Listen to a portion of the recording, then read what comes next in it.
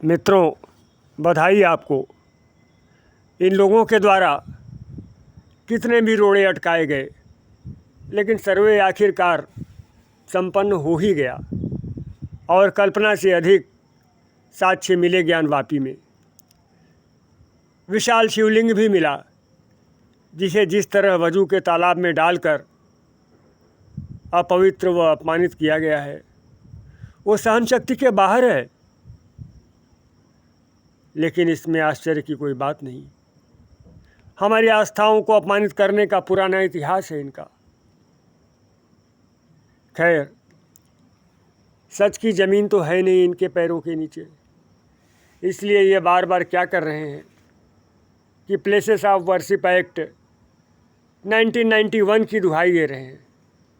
हालांकि अभी केवल सर्वे हुआ है, लेकिन इन्होंने चिल्लाना शुरू कर दिया है कि एक मस्जिद खो चुके हम दूसरी नहीं खोएंगे, एक मस्जिद खो चुके हम दूसरी नहीं खोएंगे। तो सुनिए हे शांति दूत लोगों, जितने भी मंदिर कब्जाए हैं आपने, हम वो सब वापस लेंगे।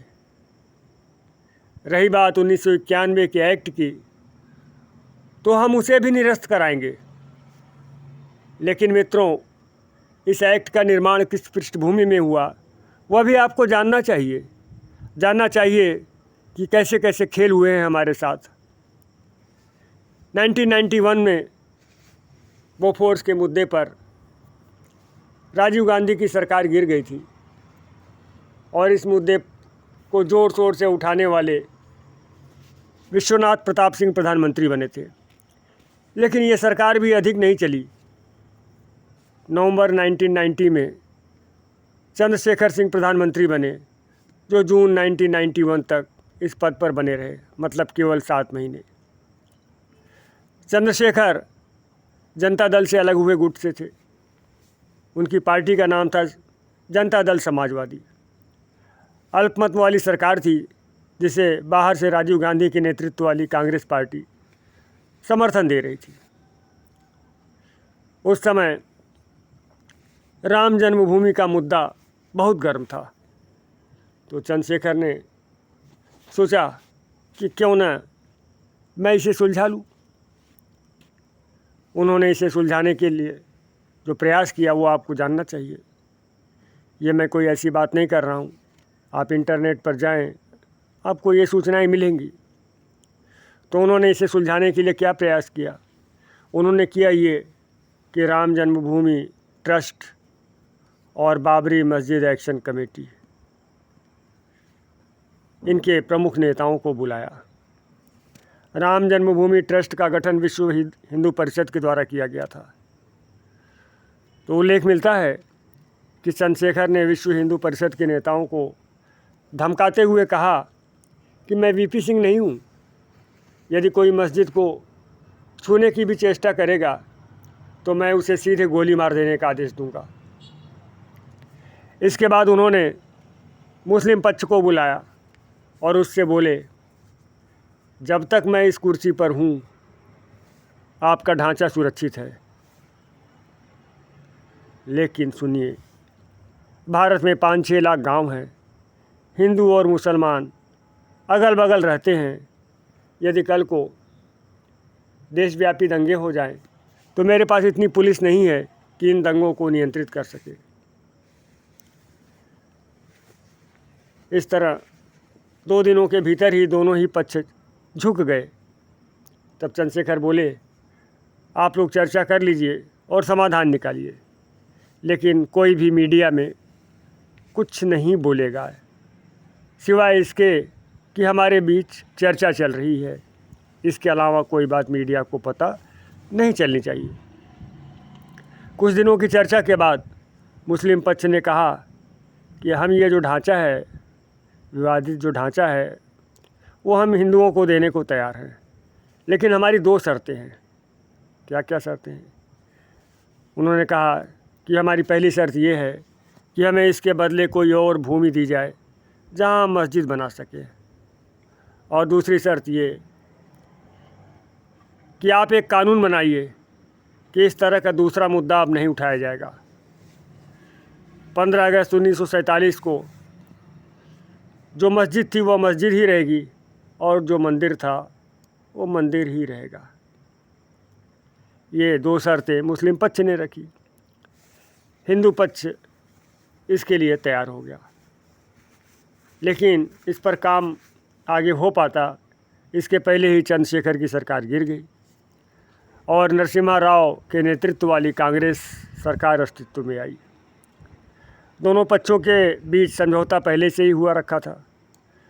नरसिम्हा राव की सरकार ने क्या किया कि कानून बना दिया और वही कानून बना the places of worship act 1991,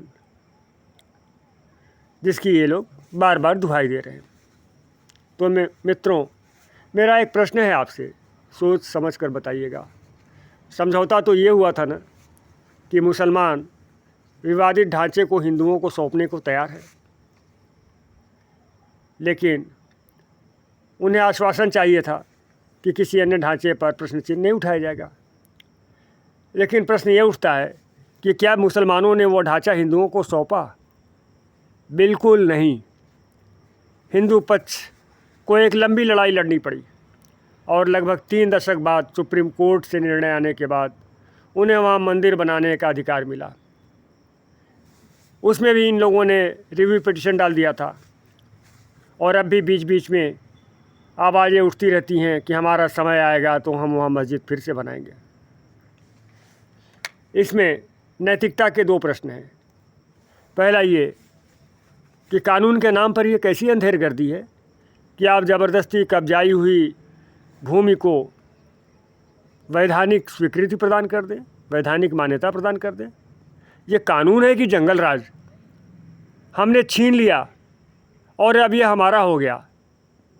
ये कानून है कोई? ऐसा कानून होता है कि छीना झपटी को आप वैधानिक मान्यता प्रदान कर दें? क्या ये सभ्य समाज की परिभाषा है? क्या इसी के लिए मनुष्यों ने राज्य की स्थापना की थी? राज्य की स्थापना अन्याय और उत्पीड़न से रक्षा के लिए की गई थी, न कि अन्याय और उत्पीड़न को वैधानिक कवच प्रदान करने के लिए। अरे न्याय तो तब होता जब आप कानून बनाते कि जो भी मंदिर छीने गए हैं, तोड़े गए हैं, लूटे गए हैं, नष्ट भ्रष्ट किए गए हैं, उन्हें फिर से स्थापित किया जाएगा, उनका गौरव फिर से लौटाया जाएगा। लेकिन नहीं, आपने तो वही किया जो भारतेंदु हरिश्चंद्र के नाटक अंधेर नगरी चौपट राजा में होता था। दूसरा प्रश्न ये कि समझौता तो ये हुआ था कि ऐसा कानून बनने के बाद मुसलमान अयोध्या के विवादित ढांचे को स्वतः हिंदुओं को सौंप देंगे, लेकिन ऐसा उन्होंने किया क्या? बिल्कुल नहीं। वे शक्ति भर लड़े, जितनी ताकत थी उतनी लड़े और हिंदुओं को लड़ के इस चीज़ को लेना पड़ा। और आज भी ये कहते हैं कि हमारा समय आएगा तो हम वहाँ मस्जिद फिर से खड़ी करेंगे। तो इस कानून का मतलब क्या? जिन शर्तों पर यह कानून बना था उन शर्तों को तो भंग कर दिया इन्होंने। इस कानून का मतलब क्या? एक बात और, मुसलमानों द्वारा ऐसे कानून की मांग करने का मतलब ही था कि वे अच्छी तरह से जानते थे कि बड़ी संख्या में मस्जिदें भारत में हिंदू मंदिरों को तोड़कर उन पर बनाई गई हैं। उन्हीं का थोड़ा सा रूप बदलकर उन्हें मस्जिद का रूप दे दिया गया है। वे जानते थे कि किस तरह मंदिरों को ढाकर और असंख्य लोगों की हत्याएं करके ये इबादत गाहें खड़ी की गई हैं। असंख्य निर्दोष लोगों का रक्त है इनकी नींव में। मुझे तो समझ में नहीं आता कि ये कैसी कुबुद्धि है इनकी, ये कैसी धार्मिक चेतना है इनकी, ये कैसा ईमान है इनका, जो ये भी नहीं समझता कि छीनी हुई संपत्ति पर खड़ी की गई मस्जिदों में की गई नमाजें अल्लाह कैसे कबूल करेगा। हत्या व रक्तपात के द्वारा बनाई गई मस्जिदें इबादत के लायक कैसे हैं? 1991 के कानून की दुहाई देने का मतलब ही है कि सच की ज़मीन नहीं है इनके पैरों के नीचे। ये फैक्ट की बात नहीं करते। सर्वे के नाम से इनके पसीने छूटते हैं और खुदाई के नाम से तो इनकी हालत ख़राब हो जाती है। बस करते क्या हैं कि बात बात में 1991 के एक्ट की बात करते हैं। और उनकी घृणा तो देखिए हमारे प्रति। ज्ञानवापी में उन्होंने शिवलिंग को कहाँ रखा था, किस तरह अपवित्र और अपमानित किया था। अक्षम्य है ये। पाकिस्तान में तो कुरान का एक पन्ना भी गलती से यदि किसी से फट जाए तो ये क्या हाल करते हैं। कितने लोगों को मार चुके हैं ये। इसके लिए कैसे कैसे कानून बनाए हैं उन्होंने ब्लास्फेमी के नाम पर। और यहाँ भारत में हमारी आस्था को ये पैरों तले रोकते हैं। विषय पर आता हूँ मित्रों। बार बार वे 1991 के कानून की दुहाई दे रहे हैं। इस पर बात नहीं कर रहे हैं कि ज्ञानवापी में है क्या। कह रहे हैं कि 1991 के कानून के अनुसार इसका धार्मिक स्वरूप नहीं बदला जा सका। अरे अभी तो कुछ ऐसा हो भी नहीं रहा है। मात्र सर्वे ही तो हुआ है, उसमें भी ये लोग पसीने से भर उठे हैं, दौड़ दौड़ कर सुप्रीम कोर्ट जा रहे हैं। ईमान वालों के हृदय सत्य के तूफान से कांप रहे हैं। लेकिन ध्यान रहे, भारत का हिंदू अब झुकेगा नहीं, रुकेगा नहीं। उसे अपने सारे मंदिर वापस चाहिए। इसके लिए कानून बनाना हो तो बनाइए, कानून बदलना हो तो बदलिए, लेकिन हिंदू समझौता करने के मूड में अब बिल्कुल नहीं है। बहुत सह लिया हिंदुओं ने। पद्मिनी जैसी लाखों माताओं का जौहर आज भी हमारे हृदय में आग की तरह जलता है। करोड़ों निरपराधों की हत्या केवल इसलिए कर दी गई क्योंकि वे इस्लाम स्वीकार करने को तैयार नहीं थे। किस तरह कसाई की तरह तड़पा तड़पा कर मारा है इन्होंने हमारे नायकों को। हम भूले नहीं हैं, नहीं भूलेंगे। यह इतिहास अंगारों की तरह अपने सीने में लिए घूम रहे हैं हम। लेकिन इनके सारे अत्याचारों को जानकर भी हिंदुओं ने बहुत बड़ा हृदय दिखाया था, जो पाकिस्तान के निर्माताओं को भी ससम्मान भारत में रखा था। लेकिन बदले में इन्होंने क्या किया। लेकिन नहीं, अब बहुत हुआ। हिंदू अब समझौता नहीं करेगा। उसे अपने सारे मंदिर वापस चाहिए।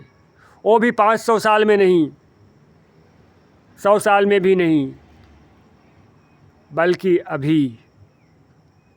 लूट और छीना झपटी को कानूनी कवच प्रदान करने वाला the places of worship act 1991 निरस्त कीजिए और उसकी जगह दूसरा एक्ट बनाइए, जिससे शीघ्र से शीघ्र हमारे सभी छीने गए मंदिरों की वापसी हो सके।